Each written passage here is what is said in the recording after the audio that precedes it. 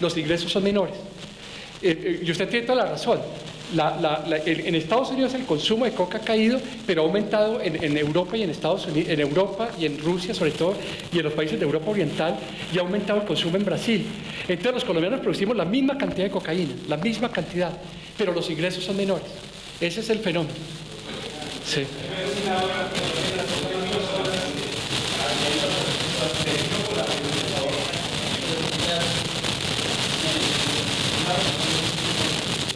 ¿Qué van a hacer ustedes en el Estado con los actores de esa humanidad? Que son agentes del Estado. Sí, le explico. De acuerdo con la Ley de Justicia y Paz, los grupos armados ilegales que se desmovilizan, digamos en este caso los jefes paramilitares, van a recibir una pena principal entre 40 y 60 años y una pena alternativa entre 5 y 8 años. Para recibir la pena alternativa, los jefes paramilitares tienen que cumplir 5 requisitos. Primer requisito, confesar la verdad. Si ocultan verdades que no podían no conocer, pierden los beneficios de la Ley de Justicia y Paz y se les aplica la pena principal. Segundo, tienen que entregar los bienes que adquirieron ilegalmente y devolverlos y restituirlos a las víctimas. Tercero, tienen que reparar a las víctimas con la totalidad de sus bienes legales o ilegales. Cuarto, tienen que pedir perdón. Y quinto, no pueden volver a delinquir por el doble de la pena alternativa. Si fueron condenados a 8 años, no pueden delinquir por el doble, 16 años. Y si delinquen durante ese periodo, pagan la pena principal entre 40 y 60 años. El caso de Macaco, de Macaco, que hoy rendió versión libre en Medellín, porque todas siguen el marco de la Ley de Justicia y Paz. Macaco va a perder ya los beneficios de la Ley de Justicia y Paz porque siguió delinquiendo desde la cárcel y va a ser extraditado en los próximos días a Washington, porque simplemente perdió los beneficios de la Ley de Justicia y Paz para seguir delinquiendo. Ese es el marco de la Ley de Justicia y Paz. La Ley de Justicia y Paz no abarca a los funcionarios del Estado. Ningún militar que ha torturado o asesinado puede acogerse a la Ley de Justicia y Paz. Por consiguiente, los militares son condenados a pena que contempla el Código Penal entre 30 y 40 años de acuerdo con el delito perpetrado. Entonces, cuando usted me pregunta qué va a hacer el Estado colombiano con los funcionarios que han delinquido, los funcionarios que han delinquido no pueden tener ningún tipo de beneficio legal y cumplen la pena de acuerdo con el Código Penal. ¿Lo van a cumplir o no? Yo no lo sé, pero digamos, legalmente esa es la situación. Ahora, ¿qué ocurre con el ELN y con las FARC? La Ley de Justicia y Paz es para todos los actores políticos, los actores armados ilegales, de acuerdo con la definición de la Ley de Justicia y Paz. Eso cobijaría al ELN y a las FARC. El ELN ha dicho que no paga un día de cárcel. Ha planteado insistentemente desde La Habana. Entonces, el ELN exige que haya una ley distinta a la Ley de Justicia y Paz para su reinserción a la vida civil. Entonces, el gran debate es, evidentemente, qué tipo de ley va a haber para la ley y para la FARC para su reinserción a la vida civil. Ese es el debate que vamos a enfrentar los colombianos en los próximos meses. Porque, evidentemente, en estos momentos, el ELN se va a trasladar de La Habana para Caracas por decisión del gobierno, porque ya el proceso de paz se va a romper con el ELN. La cúpula del ELN COSE tomó la decisión de no negociar nada hasta el año 2010, esperando el cambio de gobierno para ver que hay un gobierno más favorable para una negociación política. Entonces estábamos al borde de la ruptura de la unidad de paz del ELN en La Habana. Hace 8 meses que en La Habana solamente se discute sobre el clima, cómo está el clima en La Habana, pero no se avanza ni en nada porque hay un congelamiento de las negociaciones. Está al borde de la ruptura. Entonces se decidió trasladar la negociación del ELN para Caracas con una situación muy interesante, y es que en Caracas va a estar presente la Unión Europea a través de Sarkozy, va a estar el Departamento de Estado norteamericano a través de la Fiscalía, y va a estar la izquierda latinoamericana a través de Hugo Chávez.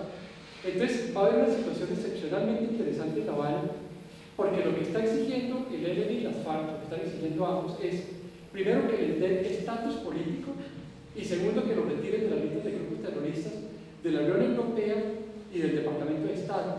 Entonces, digamos que se están creando las condiciones muy favorables para que el ELN y las FARC encuentren incentivos muy poderosos y es que Sarkozy, con el compromiso de la liberación de Betancourt y los rehenes, se ha retirado de la lista de la Unión Europea de Grupos Terroristas, que la Fiscalía negó el retiro de las partes de los grupos terroristas del Departamento de Estado como incentivo político para la entrega de los centros norteamericanos, y que la izquierda latinoamericana maneje un proceso de reconocimiento político de la guerrilla colombiana y no un manejo de grupos criminales. Y yo tengo la impresión de que se está cocinando en Caracas, dada la presencia de tres actores fundamentales, la Unión Europea, el Departamento de Estado y América Latina, un ambiente extraordinariamente favorable para desbloquear las negociaciones en La Habana. Digamos, los jugadores que tenían que estar en el juego están en Caracas en este momento. Unión Europea, Departamento de Estado, izquierda latinoamericana. Yo creo que hay un escenario extremadamente interesante para desbloquear las negociaciones. Ese es un poco el juego en el cual se está en estos momentos. Sí. Yo, si entiendo bien como su punto de posición, Sí. yo diría que No, ¿qué un pasó? estado colapsado es un estado que está saliendo de un semicolapso, un colapso fragmentario. Sin embargo, hay un factor que usted tocó en el tema de Sí. como condición para un estado colapsado que a mí me genera como la duda. Y es, usted decía que como una de las, creo que la segunda condición para que un estado se defina como colapsado es que haya unas identidades definidas, que se pone el caso de los conflictos étnicos en Europa. ¿Cómo así? Esto está más raro. Sin embargo, uno podría pensar que en Colombia, a pesar de que no es posible hablar de un conflicto étnico como tal, sí habría unos elementos de la memoria colectiva y de como todo el universo simbólico que se crea en torno a la conflicto, que es un factor disparador del conflicto y que además de un factor disparador, es un factor que mantiene el conflicto, y que eso me lleva a la pregunta si será en realidad será que ese segundo aspecto de que Colombia no es un estado colapsado porque no hay unos referentes históricos muy delimitados. Yo pensaría en el periodo de la violencia y uno podría pensar en todo el conflicto, los conflictos por tierras que se han dado desde la poscolonia, y creería que sí hay una fragmentación social muy fuerte en términos de memoria colectiva, ¿sí? En términos de la violencia partidista, de ese periodo de la violencia como los liberales y los conservadores. Ahora en Latinoamérica es muy difícil, o sea, últimamente se ha avanzado en eso, pero es muy difícil hablar de izquierda y derecha, lo que no pasa en la serie europea. Con cuidado. Y esa es como mi primera pregunta, si es posible hablar de que esa memoria colectiva frente a un hecho histórico desarrollado como los de la violencia. Y la segunda usted mostraba que como parte de esa salida del colapso hay unas cifras de reducción de la criminalidad, reducción del desplazamiento interno y externo. Pero mi pregunta es si esos indicadores son sostenibles a futuro. Pues lo que uno ve en procesos como los de Centroamérica es que no son sostenibles. Si allá se redujo la violencia en un momento determinado drásticamente, pero actualmente se está disparando a partir de las malas y de todo eso, que son consecuencias de un conflicto más llevado, ¿sí? En donde se hizo una reparación, supuestamente una reparación material, pero que finalmente en la memoria colectiva quedaron esos dualismos y esas separaciones tan profundas entre los buenos y los malos, los de izquierda y los de derecha, ¿sí? El crimen organizado y el Estado. Es como digamos que hay un gran debate a nivel internacional sobre el tema del posconflicto, porque los posconflictos pueden ser brutales. Los colombianos ya tuvimos un posconflicto brutal, que fue el bandolerismo. Cuando la amnistía de Alberto Lleras en 1958, hubo fracciones liberales y conservadoras que se degradaron en el bandolerismo, y tuvimos el bandolerismo hasta el año 65, que quedaron las últimas bandas de bandolerismo. 7 años dramáticas de un posconflicto brutal. Vamos a tener los colombianos un posconflicto. Les voy a contar una anécdota, algo que ustedes conocen probablemente, que fue en Nicaragua. Cuando ganó Violeta Chamorro las elecciones en 1990 y sacó a los sandinistas del poder, Violeta Chamorro firmó un acuerdo de paz con la contra, se desmovilizaron 23.000 contras. Y Violeta Chamorro, como había terminado la guerra civil, licenció el ejército sandinista, de 95.000 hombres licenció 75.000, y licenció la policía, 4.500 hombres. Y de la noche a la mañana se quedaron miles de personas sin empleo. Y vinieron los recontras, que eran los contras rearmados, y los recompas, que eran los compas, los compañeros rearmados. Y al final había los mezclados, los recompas y los recontras mezclados. En el año 1990 se desmovilizaron 23.000 contras. En el año 1992, 2 años después, habían 22.000 recompas y recontras rearmados. Un posconflicto brutal fue nicaragüense. En el caso que usted menciona de Centroamérica, como todos sabemos, Estados Unidos comienza a expulsar a las maras de Los Ángeles, las maras comienzan a regresar a Honduras, a El Salvador, a Guatemala, y surgen las maras que hoy en día ya son multinacionales. Estas maras, las dos más importantes, tienen miembros en España, en México, en Honduras, van desde Los Ángeles, etc. Pero ya no solamente son bandas juveniles, sino que trafican con drogas, con armas, prostitución, juego, ya son bandas criminales. ¿Qué pasó? Aquí tenemos 3 tareas muy importantes, que es lo que los expertos llaman el DDR: desarme, desmovilización y reintegración a la vida civil. El desarme consiste en recuperar las armas para evitar que las armas se reciclen en la vida criminal. Los paramilitares entregaron 18.000 armas, es decir, entregaron 0,55 por cada 2 combatientes, entregaron 55% un arma. Fue bueno la relación hombre-arma de los paramilitares. El M-19 entregó 0,30 armas por cada combatiente, o por cada 3 combatientes el M-19 entregó un arma. Digamos que la relación hombre-arma fue mejor que la del M-19. Pero, sin embargo, la sospecha que todos tenemos es que en el desarme hubo muchas armas que los militantes paramilitares vendieron en el mercado negro, muchas armas que los mandos medios escondieron para reciclarse en la vida criminal, y muchas armas que los mandos superiores, los Mancuso, los J-40, guardaron por si acaso fracasaba la ley de justicia y paz y tenían que rearmarse. Entonces es muy posible que un núcleo muy importante de armas haya quedado en el mercado negro. Entonces ahí hay un debate sobre el desarme. La desmovilización paramilitar fue relativamente exitosa dando los mandos medios, y la reintegración en la vida civil es bastante compleja, bastante compleja. Hay 44.000 desarmados. Está siendo muy exitosa en Medellín y Bogotá, y ha sido un desastre en Bucaramanga, por ejemplo, o en Cartagena. En Cartagena, muy buena parte de los desmovilizados se han situado en la vida criminal. Y ha sido extraordinariamente exitosa en Medellín y Bogotá, donde realmente las tasas de criminalidad siguen bajando. En Bogotá solamente 10 desmovilizados han muerto en acciones criminales, no han sido capturados en acciones criminales. 10 de 2.000. Claro, en el caso de Bogotá tenemos una ventaja, que los desmovilizados son los desmovilizados de las FARC y ELN, son de la guerrilla, que tienen mucho más disciplina laboral, más disciplina para el estudio, se reincorporan mucho más fácil a la vida civil. Los desmovilizados de los grupos paramilitares vienen con traumas de guerra brutales, los obligaron a descuartizar los cadáveres, venían experiencias brutales, no tienen disciplina laboral, no tienen disciplina para el estudio, alrededor del 20% tienen serios problemas psicológicos, de traumas de guerra, etc. Entonces es muy fácil relativamente reincorporar a la vida civil a un exguerrillero, es muy difícil reincorporar a la vida civil a un paramilitar. Esa es la experiencia que tenemos en este proceso. Y entonces Bogotá tiene, por suerte, que tiene solamente guerrillero, no tiene paramilitar, desmovilizados algo alrededor del 20%.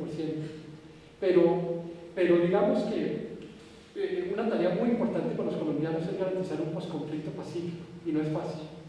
No va a ser fácil, es una tarea muy compleja, muy difícil, la que estamos enfrentando. ¿Sí? Profesor, 2 preguntitas muy brevemente. La primera, una cosa que me llamó a mí poderosamente la atención a finales de los 90, que tal vez es la época en que Colombia me hace acercado a la idea de un Estado colapsado, es, si se pudiera decir así, como la persistencia de la sociedad civil con toda su dinámica y toda su energía.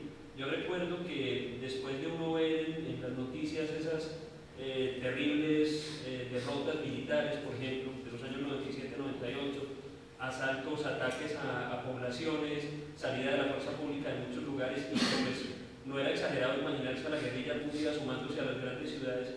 Salía uno y la vida, la dinámica de la sociedad civil en un país que es mayoritariamente urbano seguía siendo bastante activa, y no digo solamente con, y es más, muy impresionante dentro de una situación económica que ya venía en un declive muy fuerte, pero me refiero a la vida cotidiana, la vida empresarial, los medios de comunicación, etc.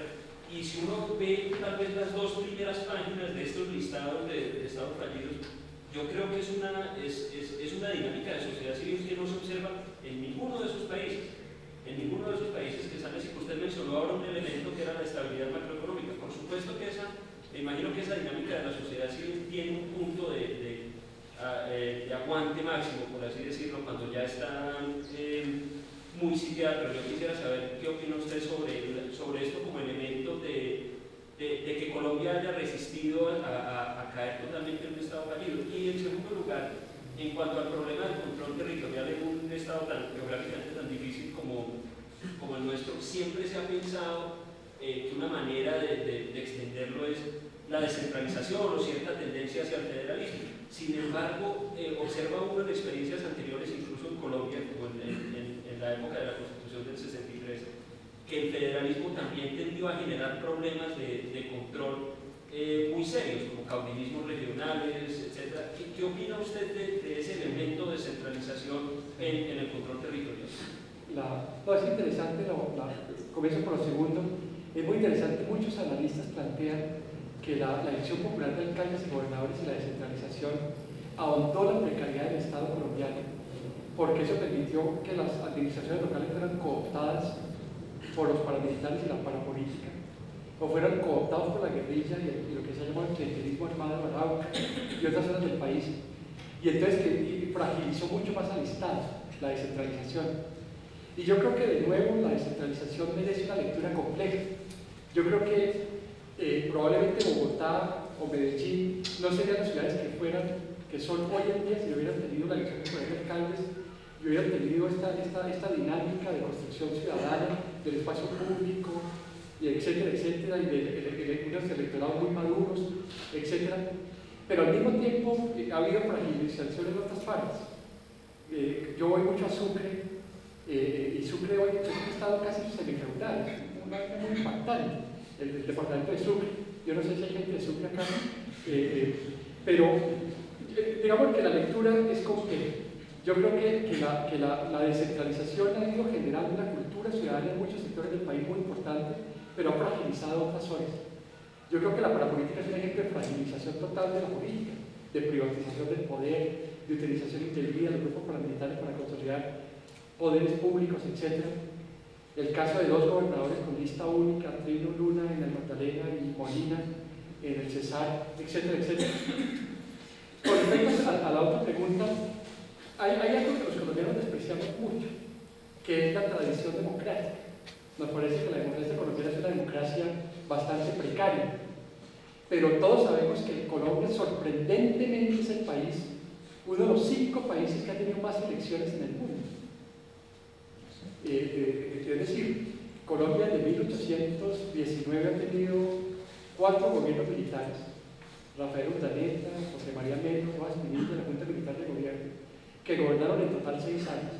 Y desde 1919 todos los gobiernos, 1819 todos los gobiernos han sido electos, con fraude, con clientelismo, con 1000 fallos, pero había una tradición electoral extraordinariamente continua. Colombia es el país de América Latina con menos años de gobierno militares. Con menos años de gobierno militares con respecto a democracias más autéricas, la uruguaya, la chilena u otras.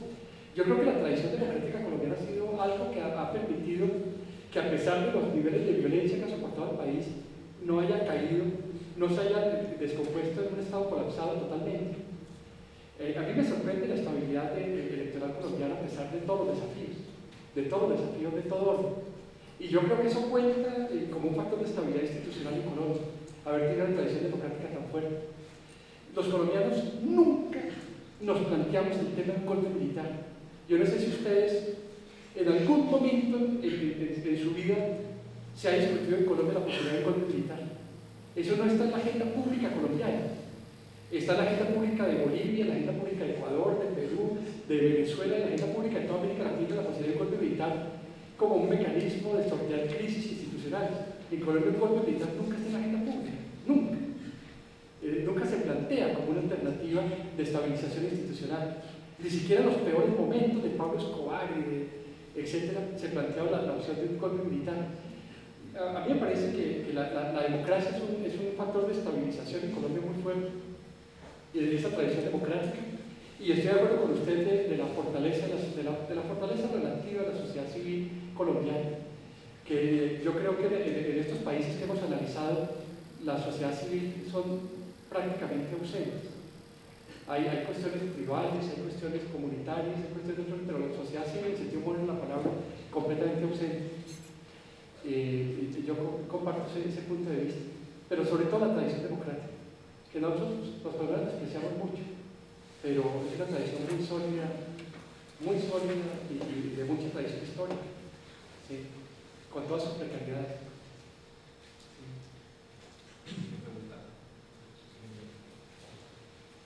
Doctor Pizarro, ¿usted qué opina de la posibilidad de que esas personas que han delinquido en los grupos al margen de la ley sean juzgados por la justicia ordinaria y sus penas sean homologadas por trabajo en empresas estatales, por ejemplo, dedicadas a la producción de alimentos de la canasta familiar, asestando golpes a la miseria y tratando de eliminar ese círculo vicioso, miseria, violencia, más bien combatiéndolo con un círculo que yo digo virtuoso, por gente que trabaja para asestar golpes directos al origen de tantas subjetividades violentas en este país? La verdad es que los jefes paramilitares van a ser juzgados por la justicia ordinaria. Yo espero que los jefes paramilitares contribuyan decisivamente con sus bienes a la política de reparación a las víctimas. Hoy la comisión estuvo reunida con Macaco durante la visión libre. Macaco, como yo les comentaba, va a ser extraditado en los próximos días a Washington porque siguió delinquiendo desde la cárcel. Pero Macaco tiene temor por sus familias y entonces hoy le entregó a la comisión bienes por 110 millones de dólares. 110 millones de dólares, bienes para el Fondo de Reparación a las Víctimas en fincas, en garados, en países, etcétera, etcétera.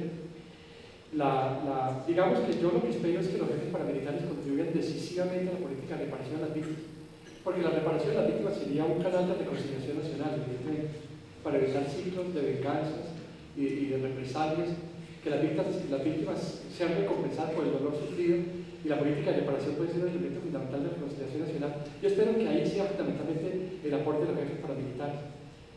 Es un tema difícil, pero el Fondo de Reparación de las Víctimas lo estamos creando fundamentalmente con los bienes de los victimarios. En otras partes del mundo la reparación se ha hecho con los impuestos de los ciudadanos. En Chile se reparó con los impuestos de los ciudadanos, en Argentina con los impuestos de los ciudadanos, y nosotros no queremos reparar a las víctimas de Mancuso con los impuestos de los ciudadanos. Queremos que las víctimas de Mancuso sean reparadas con los bienes de Mancuso, pero no sabemos si lo lograremos. Ya haya que hacer una solidaridad nacional con los impuestos ciudadanos de reparación, pero eso genera mucha indignación entre los colombianos.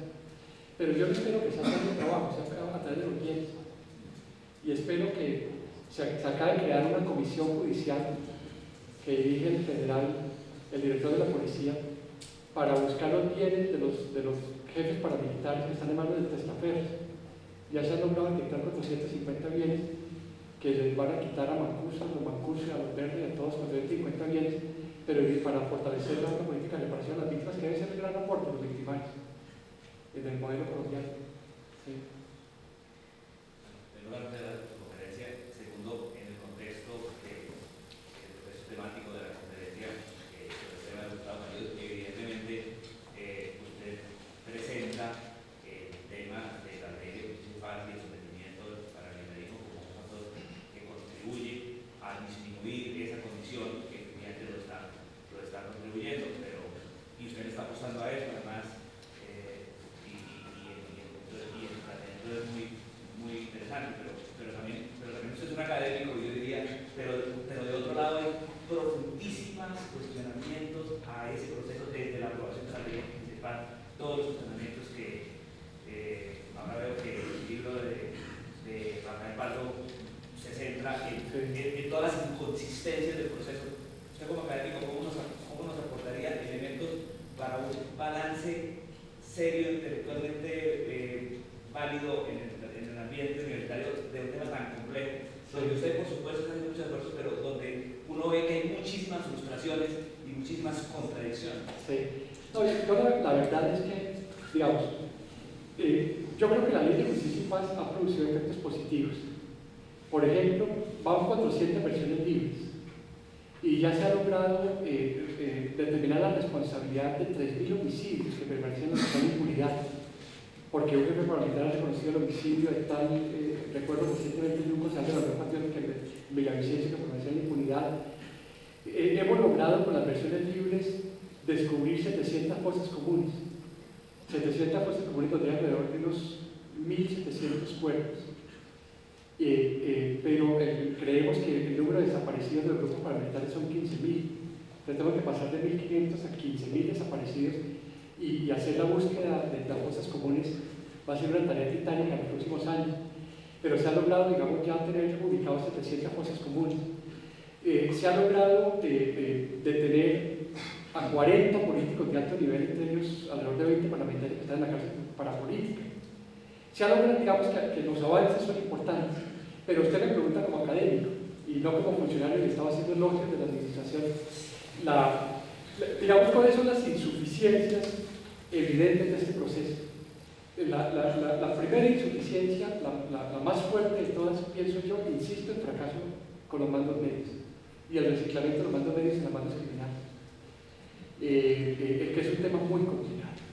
Son 3.000 hombres rearmados que están sobre todo controlando las redes de tráfico de drogas y que pueden seguir creciendo, porque el gobierno le está ofreciendo a los desmovilizados 400.000 pesos mensuales durante 2 años, pero las bandas criminales emergentes le están ofreciendo 1 millón. Entonces hay más incentivos para ir para las bandas criminales que para quedarse en la vida civil. Luego yo diría que otro elemento evidentemente muy complejo es que los crímenes son aterradores. Y entonces penas de entre 5 y 8 años son indignantes. Yo me robo una gallina y me meten 5 años y yo mato 1.000 personas y me mato y me meten 8. Es decir, no hay una correspondencia entre la brutalidad de los delitos y las penas de prisión efectivas. Claro, uno puede justificar eso desde la perspectiva de lo que nosotros estamos haciendo, que se llama la justicia transicional, que es sacrificios en justicia para lograr avanzar en la paz. Los chilenos hicieron un sacrificio más alto que el de nosotros, amnistiaron a los militares, y en Chile no hay un solo militar detenido, lo acaban de comenzar a detener ahora, 17 años después. En Argentina hubo la ley de amnistía de Menem, hasta ahora están comenzando a iniciar juicios en Argentina 25 años después. El sacrificio de la ley de Argentina fue brutal en términos de justicia. La ley de justicia y paz está haciendo menos sacrificios, pero sigue siendo indignante. Y para muchas víctimas, que su victimario sea condenado a 5 años de cárcel, es indignante. Entonces hay sacrificios de justicia que pueden generar mucho malestar en las víctimas.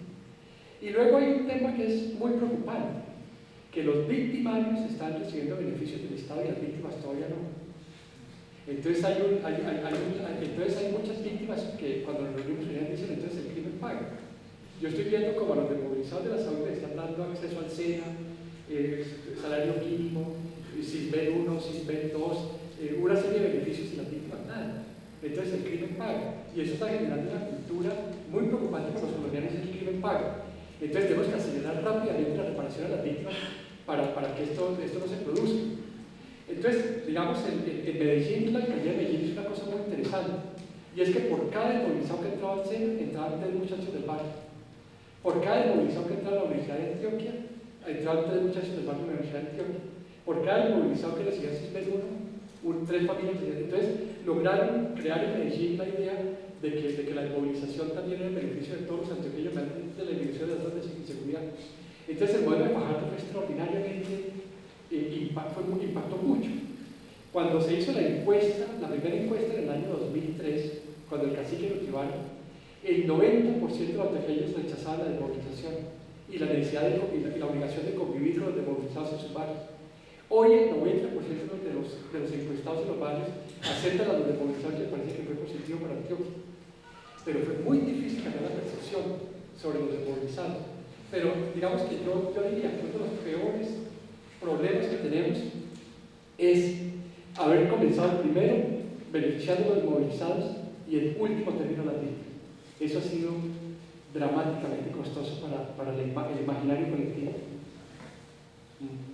Sí. Bueno, para una última pregunta.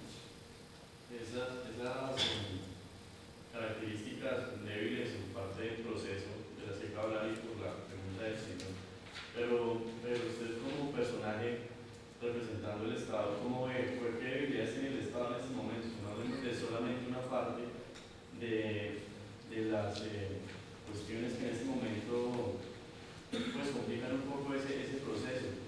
Ahora vemos a una Piedad Córdoba, una serie de personajes aparecen como para venir a salvar un proceso. ¿Cómo ve el Estado? ¿Cómo ven sus superiores en este gobierno y qué debilidades puede tener por parte del gobierno, no solamente la otra?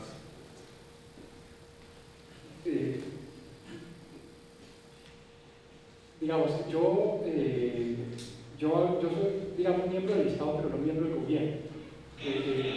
Si uno puede hacer esa diferenciación, yo tengo un compromiso con el Estado colombiano, pero no directamente con el gobierno colombiano.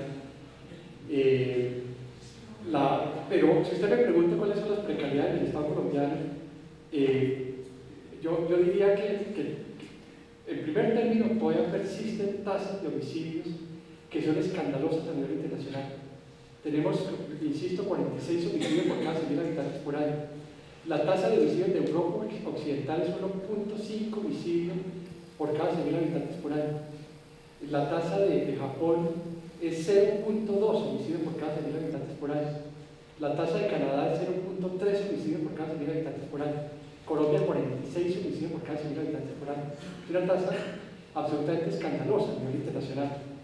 Lo segundo, evidentemente, es que el narcotráfico sigue teniendo una capacidad brutal y muy buena parte de las bandas criminales que están emergiendo están ligadas al fenómeno del narcotráfico, que sigue siendo un factor de corrupción, etc. Me parece que la parapolítica va a ser un fenómeno que va a acompañar a Colombia durante largos años, porque ya perdieron el aparato militar, pero evidentemente las estructuras políticas de la parapolítica y la estructura económica siguen muy fuertes a nivel regional, y eso tiene serias limitaciones para la competencia democrática, para este fenómeno. La compra de votos en estas elecciones fue aterrador, que está muy ligado al fenómeno de la parapolítica y sus recursos. Y evidentemente existe un debate muy fuerte en Colombia, y es el tema de la polarización política. Una polarización política que puede ser muy desestabilizadora para el país. Yo creo que Colombia está entrando, como toda América Latina, en el de izquierda y derecha. Me parece que en el caso colombiano es una paradoja. Los temas de la izquierda, que son los temas sociales, han sido ocultados en la agenda por los temas de seguridad, que son temas más de la derecha. Entonces, en la medida en que los temas de seguridad han estado tan presentes en la agenda pública, la derecha ha tenido mucho éxito electoral. Pero en la medida en que Colombia ha ido ganando en seguridad, los temas de la pobreza y la agenda social van a subir en la agenda pública, y es muy posible que en el 2010 la izquierda, los temas de pobreza y desigualdad de los ingresos sean los temas predominantes de la agenda pública y no los temas de seguridad, y la izquierda va a tener una opción de poder muy importante en el 2010. Navarro me comentaba alguna vez que él soñaba con que la seguridad mejorara bajo Uribe para que los temas de la izquierda pudieran colocarse en el centro de la agenda pública. Yo creo que el 2010 va a ser clave, y va a ser clave en la capacidad de la derecha de aceptar que la izquierda pueda acceder al poder ser una catástrofe nacional, una hecatombe nacional. Sí.